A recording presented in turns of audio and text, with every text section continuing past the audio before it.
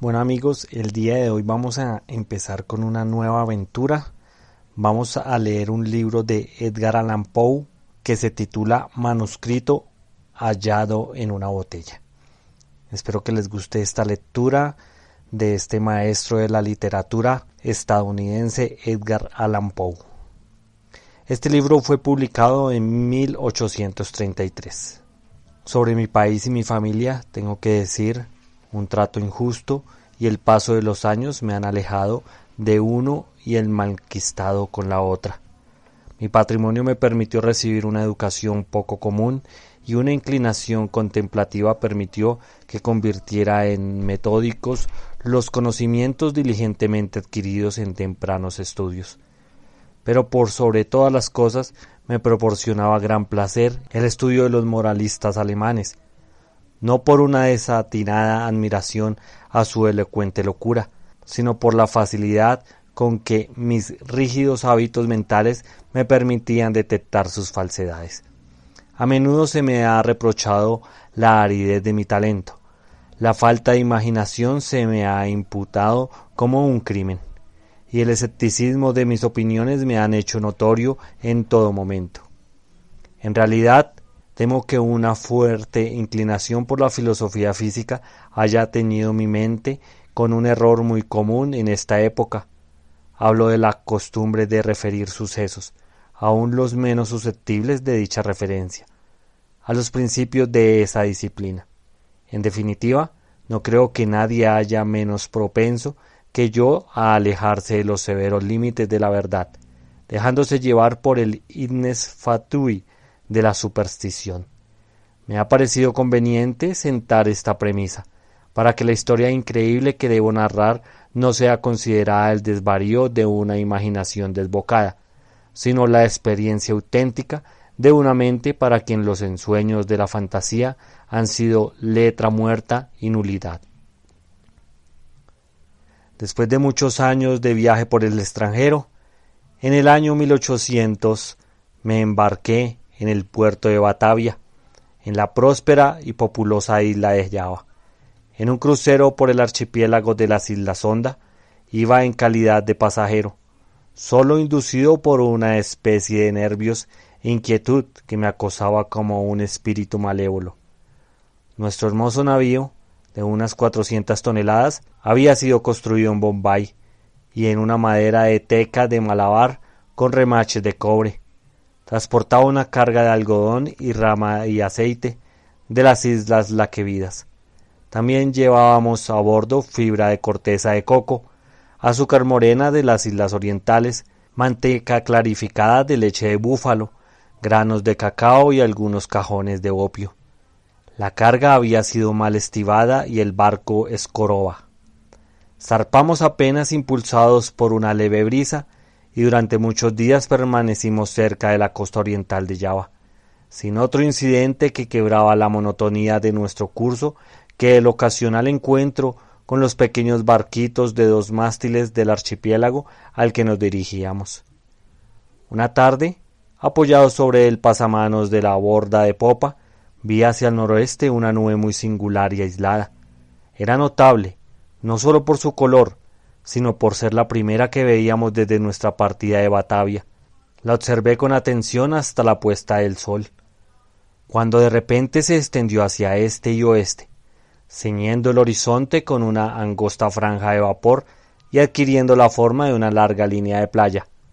Pronto atrajo mi atención la coloración de un tono rojo oscuro de la luna y la extraña apariencia del mar. Este sufría una rápida transformación y el agua parecía más transparente que de costumbre. Pese a que alcanzaba a ver claramente el fondo, al echar la sonda comprobé que el barco navegaba a 15 brazas de profundidad. Entonces el aire se puso intolerablemente caluroso y cargado de exhalaciones en espiral, similares a las que surgen del hierro al rojo.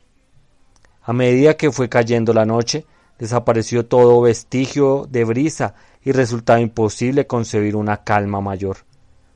Sobre la toldilla ardía la llama de una vela sin el más imperceptible movimiento, y un largo cabello, sostenido entre 2 dedos, colgaba sin que se advirtiera la menor vibración. Sin embargo, el capitán dijo que no percibía indicación alguna de peligro, pero como navegábamos a la deriva en dirección a la costa, ordenó arribar las velas y echar el ancla. No apostó vigías, y la tripulación, compuesta en su mayoría por malayos, se tendió deliberadamente sobre cubierta. Yo bajé, sobrecogido por un mal presentimiento. En verdad, todas las apariencias me advertían la inmensidad de un simón. Transmití mis temores al capitán, pero él no prestó atención a mis palabras y se alejó sin dignarse a responderme. Sin embargo, mi inquietud me impedía dormir y alrededor de medianoche subí a cubierta. Al apoyar el pie sobre el último peldaño de la escalera de cámara, me sobresaltó un ruido fuerte e intenso, semejante al producido por el giro veloz de la rueda de un molino, y antes de que pudiera averiguar su significado, percibí una vibración en el centro del barco. Instantes después se desplomó sobre nosotros un furioso mar de espuma que, pasando por sobre el puente, barrió la cubierta de proa a popa. La extrema violencia de la ráfaga fue, en gran medida, la salvación del barco. Aunque totalmente cubierto por el agua, como sus mástiles habían volado por la borda, después de un minuto se enderezó pesadamente, salió a la superficie y luego de vacilar algunos instantes bajo la presión de la tempestad, se enderezó por fin.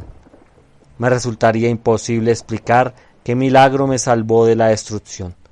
Aturdido por el choque del agua, al volver en mi mente encontré estrujado entre el mástil de popa y el timón.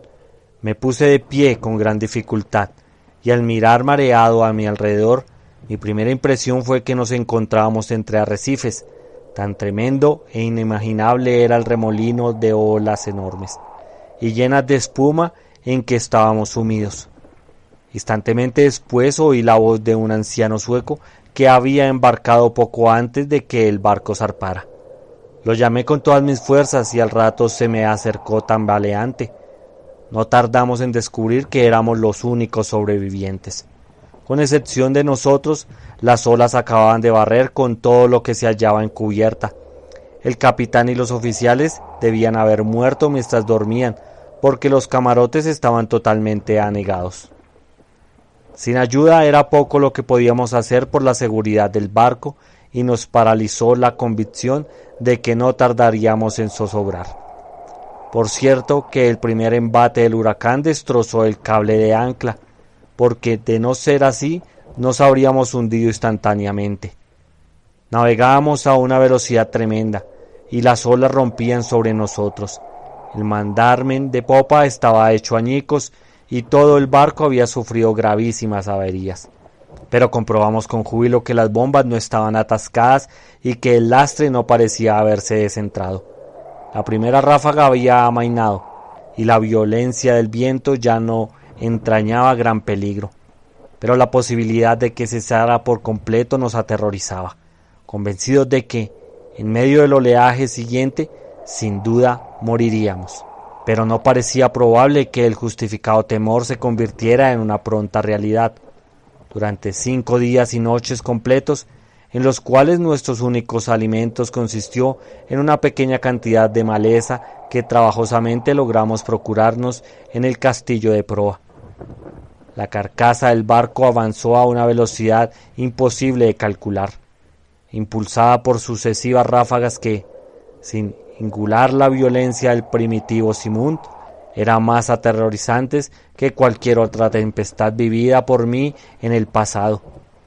Con pequeñas variantes, durante los primeros 4 días nuestro curso fue sudeste, y debimos haber costeado Nueva Orleans. Al 5.º día el frío era intenso. Pese que el viento había girado un punto hacia el norte, el sol nacía con una enfermiza coloración amarillenta y trepaba apenas unos grados sobre el horizonte, sin irradiar una decidida luminosidad. No había nubes a la vista, y sin embargo, el viento arreciaba y soplaba con furia despareja e irregular. Alrededor de mediodía, aproximadamente, porque solo podíamos adivinar la hora, volvió a llamarnos la atención la apariencia del sol. No irradiaba lo que con propiedad podríamos llamar luz, sin un resplandor opaco y lúgubre, sin reflejos, como si todos sus rayos estuvieran polarizados. Justo antes de hundirse en el mar turgente, su fuego central se apagó de todo un modo abrupto, como por obra de un poder inexplicable. Quedó solo reducido a un aro plateado y pálido que se sumergía deprisa en el mar insondeable. Esperamos en vano la llegada del sexto día, ese día que para mí no ha llegado y que para el suceso no llegó nunca. A partir de aquel momento quedamos sumidos en una profunda oscuridad, a tal punto que no hubiéramos podido ver un objeto a 20 pasos del barco. La noche eterna continuó envolviéndonos, ni siquiera atenuaba por las fosforescencias brillantes del mar a la que nos habíamos acostumbrado en los trópicos. También observamos que, aunque la tempestad continuaba rugiendo con interminable violencia, ya no conservaba su apariencia habitual de las olas ni de espuma con las que antes nos envolvía. A nuestro alrededor todo era espanto, profunda oscuridad y negro y sofocante desierto de ébano. Un temor supersticioso fue creciendo en el espíritu del viejo sueco, y mi propia alma estaba envuelta en un silencio asombroso. Abandonarnos todo intento de atender al barco por considerarlo inútil, y nos aseguramos lo mejor posible a la base del palo de mesana, clavando con amargura la mirada en el océano inmenso. No habría manera de calcular el tiempo ni de prever nuestra posición. Sin embargo, teníamos plena conciencia de haber avanzado más hacia el sur que cualquier otro navegante anterior, y nos asombró no encontrar los habituales impedimentos de hielo. Mientras tanto, cada instante amenazaba con ser el último de nuestras vidas. Olas enormes, como montañas, se precipitaban para abatirnos. El oleaje sobrepasaba todo lo que yo hubiera imaginado, y fue un milagro que nos zozobrábamos instantáneamente. Mi acompañante hablaba de la liviandad de nuestro cargamento y me recomendaba las excelentes cualidades de nuestro barco, pero yo no podía menos que sentir la absoluta inutilidad de la esperanza misma, y preparaba melancólicamente para una muerte que, en mi opinión, nada podía demorar ya más de una hora, porque con cada nudo que el barco recorría el mar negro y tenebroso adquiría más violencia. Por momentos jadeábamos para respirar, elevados a una altura superior a la del albatros, y otras veces nos mareaba la velocidad de nuestro descenso a un infierno acuoso, donde el aire se estancaba y ningún sonido turbaba el sopor del kraken. Nos encontrábamos en el fondo de uno de esos abismos, cuando un repentino grito de mi compañero resonó horriblemente en la noche. ¡Mire! ¡Mire!, exclamó, chillando junto a mi oído. ¡Dios Todopoderoso! ¡Mire! ¡Mire! Mientras hablaba, percibí el resplandor de una luz mortecina y rojiza que corría a los costados del inmenso abismo en que nos encontrábamos, arrojados ciertos brillos sobre nuestra cubierta. Al levantar la mirada, contemplé un espectáculo que me heló la sangre. A una altura tremenda, directamente encima de nosotros y al borde mismo del precipicio líquido, flotaba un gigantesco navío de quizás 4.000 toneladas. Pese a estar en la cresta de una ola que lo sobrepasaba más de 100 veces en altura, su tamaño excedía el de cualquier barco de línea o de la Compañía de Islas Orientales. Su enorme casco era de un negro profundo y sucio, y no lo adornaban los acostumbrados mascarones de los navíos. Una sola hilera de cañones de bronce asomaba por los portañolas abiertas, y sus relucientes superficies reflejaban las luces de innumerables linternas de combate que se balanceaban de un lado al otro en las jarcias. Pero lo que más asombro y estupefacción nos provocó fue que en medio de ese mar sobrenatural y de ese huracán ingobernable navegara con todas las velas desplegadas. Al verlo por primera vez solo distinguimos su proa, y poco a poco fue alzándose sobre el sobrio y horrible torbellino. Durante un momento de intenso terror se detuvo sobre el vertiginoso pináculo como si contemplara su propia sublimidad, Después se estremeció, vaciló y se precipitó sobre nosotros. En ese instante no sé qué repentino dominio de mí mismo surgió de mi espíritu. A los tropezones retrocedí todo lo que pude hacia popa y allí esperé sin temor la catástrofe. Nuestro propio barco había abandonado por fin la lucha y se hundía de proa en el mar. En consecuencia, recibió el impacto de la masa descendente en la parte ya sumergida en su estructura y resultó inevitable fue que me vi lanzado con violencia irresistible contra los obenques del barco desconocido. En el momento en que caí, la nave viró y se escoró, y supuse que la consiguiente confusión había impedido que la tripulación reparara en mi presencia. Me dirigí sin dificultad y sin ser visto hasta la escotilla principal, que se encontraba parcialmente abierta, y pronto encontré la oportunidad de ocultarme en la bodega. No podría explicar por qué lo hice. Tal vez el principal motivo haya sido la indefendible sensación de temor que, desde el primer instante, me provocaron los tripulantes de ese navío. No estaba dispuesto a confiarme a personas que a primera vista me producía una vaga extrañeza, duda y aprensión. Por lo tanto, consideré conveniente encontrar un escondite en la bodega. Lo logré moviendo un pequeño porción del armazón y así me aseguré un refugio conveniente entre las enormes cuadernas del buque. Apenas había completado mi trabajo cuando el sonido de pasos en la bodega me obligó a hacer uso de él. Junto a mi escondite pasó un hombre que avanzaba con pasos débiles y andar inseguro. No alcancé a verle el rostro, pero tuve la oportunidad de observar su apariencia general. Todo en él denotaba poca firmeza y una avanzada edad. Bajo el peso de los años le temblaban las rodillas y su cuerpo parecía agobiado por una gran carga. Murmuraba en voz baja, como hablando consigo mismo. Producía palabras entrecortadas en un idioma que yo comprendía y empezó a tantear una pila de instrumentos de aspecto singular y de viejas cartas de navegación que había en un rincón. Su actitud era una extraña mezcla de la terquedad de la segunda infancia y la solemne dignidad de un dios. Por fin subió nuevamente a cubierta y no lo volví a ver. Un sentimiento que no pude definir se ha posesionado de mi alma. Es una sensación que no admite análisis, frente a la cual las experiencias de épocas pasadas resultan inadecuadas y cuya clave me temo no me será ofrecida por el futuro. Para una mente como la mía, esta última consideración es una tortura. Sé que nunca me daré por satisfecho con respecto a la naturaleza de mis conceptos, y sin embargo no debe asombrarme que esos conceptos sean indefinidos, puesto que tiene su origen en fuentes totalmente nuevas.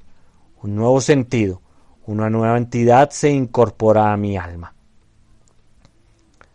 Hace ya mucho tiempo que recorrí la cubierta de este barco, terrible, y creo que los rayos de mi destino se están concentrando en un foco.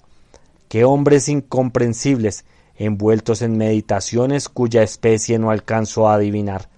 Pasan a mi lado sin percibir mi presencia. Ocultarme sería una locura, porque esta gente no quiere ver. Hace pocos minutos pasé directamente frente a los ojos del segundo oficial. No hace mucho que me aventuré a entrar a la cabina privada del capitán, donde tomé los elementos con que ahora escribo y he escrito lo anterior. De vez en cuando continuaré escribiendo este diario. Es posible que no pueda encontrar la oportunidad de darlo a conocer al mundo, pero trataré de lograrlo. A último momento, introduciré el mensaje en una botella y la arrojaré al mar.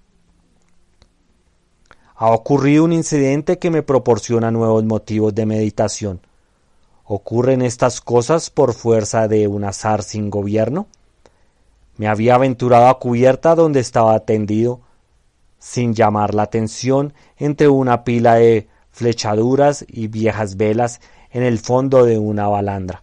Mientras meditaba en lo singular de mi destino, inadvertidamente tomé un pincel mojado en brea y pinté los bordes de una vela arrastradera cuidadosamente doblada sobre un barril. A mi lado, la vela ha sido izada y las marcas irreflexivas que hice con el pincel se despliegan formando la palabra descubrimiento. Últimamente he hecho muchas observaciones sobre la estructura del navío. Aunque bien armado, no creo que sea un barco de guerra. Sus jarcias, construcción y equipo en general contradicen una suposición semejante. Alcanzo a percibir con facilidad lo que el navío no es, pero me temo no poder afirmar lo que es. Ignoro por qué, pero el observar su extraño modelo y la forma singular de sus mástiles, su enorme tamaño y su excesivo velamen, su proa severamente sencilla y su popa anticuada, de repente cruza por mi mente una sensación de cosas familiares y con esas sombras imprecisas del recuerdo siempre se mezcla la memoria de viejas crónicas extranjeras y de épocas remotas. He estado estudiando el maderamen de la nave. Ha sido construida con un material que me resulta desconocido. Las características peculiares de la madera me dan la impresión de que no es apropiada para el propósito al que se le aplicará. Me refiero a su extrema porosidad, independientemente considerada de los daños ocasionados por los gusanos, que son una consecuencia de navegar por estos mares, y de la podredumbre provocada por los años. Tal vez la mía parezca una observación excesivamente insólita, pero esta madera posee todas las características del roble español, en el caso de que el roble español fuera dilatado por medios artificiales. Al leer la frase anterior, viene a mi memoria al apotegma que un viejo lobo de mar holandés repetía siempre que alguien ponía en duda su veracidad. Tan seguro es como que hay un mar donde el barco mismo crece en tamaño como el cuerpo viviente del marino. Hace una hora tuve la osadía de mezclarme con un grupo de tripulantes. No me prestaron la menor atención, y aunque estaba parado en medio de todos ellos, parecían absolutamente ignorantes de mi presencia, lo mismo que el primero que vi en la bodega. Todos daban señal de tener una edad avanzada. Les temblaban las rodillas achacosas, la descritud les inclinaba a los hombros, el viento estremecía sus pieles arrugadas, sus voces eran bajas, trémulas y quebradas, y sus ojos brillaban al lagrimeo de la vejez, y la tempestad agitaba terriblemente sus cabellos grises. Alrededor de ellos, por toda la cubierta, yacían desparramados instrumentos matemáticos de la más pintoresca, anticuada construcción. Hace un tiempo mencioné que había sido izada un ala del trinquete. Desde entonces, desbocado por el viento, el barco ha continuado su aterradora carrera hacia el sur, con todas las velas desplegadas desde la punta de los mástiles hasta los botalones inferiores, hundiendo a cada instante sus penoles en el más espantoso infierno de agua que pueda concebir la mente de un hombre. Acabo de abandonar la cubierta, donde me resulta imposible mantenerme en pie. Pese a que la tripulación parece experimentar pocos inconvenientes, se me antoja un milagro de milagros que nuestra enorme masa no sea definitivamente devorada por el mar. Sin duda estamos condenados a flotar indefinidamente al borde de la eternidad sin precipitarnos por fin en el abismo. Remontamos olas 1000 veces más gigantescas que las que he visto en mi vida, por las que nos deslizamos con facilidad de una gaviota, y las aguas colosales alzan su cabeza por sobre nosotros como demonios de las profundidades, pero como demonios limitados a la simple amenaza y a quienes les está prohibido destruir. Todo me lleva a atribuir esta continua huida del desastre a la única causa natural que puede producir este efecto. Debo suponer que el barco navega dentro de la influencia de una corriente poderosa o de un impetuoso mar de fondo. He visto al capitán cara a cara, en su propia cabina, pero tal como esperaba, no me prestó la menor atención, aunque para un observador casual no haya en su apariencia nada que pueda diferenciarlo, en más o menos, de un hombre común. Al asombro con que lo contemplé, se mezcló un sentimiento de incontenible reverencia y de respeto. Tiene aproximadamente mi estatura, es decir, 5 pies y 8 pulgadas. Su cuerpo es sólido y bien proporcionado, ni robusto ni particularmente notable en ningún sentido, pero es la seguridad de la expresión que reina en su rostro, es la intensa, la maravillosa, la emocionada evidencia de una vejez tan absoluta, tan extrema, lo que excita en mi espíritu una sensación, un sentimiento inefable.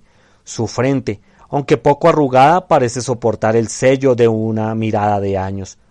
Sus cabellos grises son una historia del pasado, y sus ojos, aún más grises, son sílabas del futuro.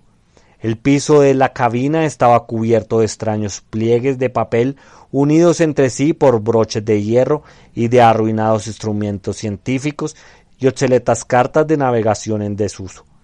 Con la cabeza apoyada en las manos, el capitán contemplaba con mirada inquieta un papel que supuse sería una concesión y que en todo caso llevaba la firma de un monarca. Murmuraba para sí, igual que el primer tripulante que envié en la bodega, sílabas obstinadas de un idioma extranjero, y aunque se encontraba muy cerca de mí, su voz parecía llegar a mis oídos desde una milla de distancia. El barco y todo su contenido está impregnado por el espíritu de la vejez. Los tripulantes se deslizan de aquí para allá como fantasmas de siglos ya enterrados. Sus miradas reflejan inquietud y ansiedad, y cuando el extraño resplandor de las linternas de combate iluminan sus dedos, siento lo que no he sentido nunca.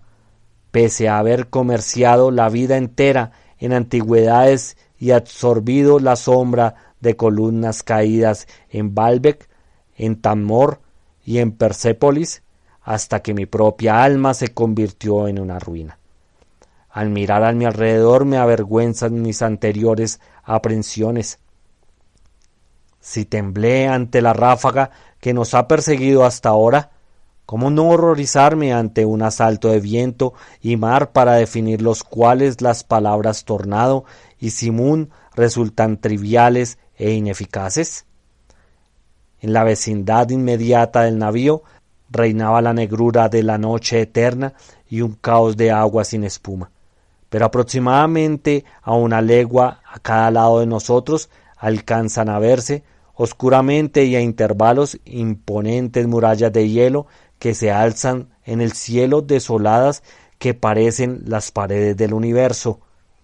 Como imaginaba, el barco sin duda está en una corriente, si así se puede llamar con propiedad a una marea que aullando y chillando entre las blancas paredes de hielo se precipita hacia el sur con la velocidad con que cae una catarata. Presumo que es absolutamente imposible concebir el horror de mis sensaciones. Sin embargo, la curiosidad por penetrar en los misterios de estas regiones horribles predomina sobre mi desesperación y me reconciliará con la más odiosa apariencia de la muerte. Es evidente que nos precipitamos hacia algún conocimiento apasionante, un secreto imposible de compartir, cuyo descubrimiento lleva en sí la destrucción. Tal vez esta corriente nos conduzca hacia el mismo polo sur. Debo confesar que una suposición en apariencia tan extravagante tiene todas las probabilidades a su favor. La tripulación recorre la cubierta con pasos inquietos y trémulos, pero en su semblante la ansiedad de la esperanza supera a la apatía de la desesperación. Mientras tanto, seguimos navegando con viento de popa, y como llevamos todas las velas desplegadas, por momentos el barco se eleva por sobre el mar. ¡Oh! ¡Horror de horrores! De repente el hielo se abre a derecha e izquierda y giramos vertiginosamente en inmensos círculos concéntricos, rodeados una y otra vez los bordes de un gigantesco anfiteatro, la épice de cuyas paredes se pierden en la oscuridad y la distancia. Pero me queda poco tiempo para meditar en mi destino. Los círculos se estrechan con rapidez. Nos precipitamos furiosamente a la vorágine, y entre el rugir, el aullar y el atronar del océano y de la tempestad el barco trepita. ¡Oh Dios! Y se hunde. Bueno amigos, hasta aquí llegó este pequeño libro. Como siempre, los relatos de Edgar Allan Poe son cortos. El único libro que escribió totalmente largo es Las aventuras de Arthur Gordon Pym. Amigos, este libro parece que es como una continuación de las mismas historias del Polo Sur que escuchamos en Las aventuras de Arthur Gordon Pym de este mismo autor, y también en La Esfinge de los Hielos de Julio Verne. Son como 3 libros que se conectan. Me parece realmente algo muy interesante. Por favor, déjenmelo en los comentarios ustedes qué opinan de estas grandes aventuras y de estas relaciones que tienen estos libros. Gracias y hasta la próxima.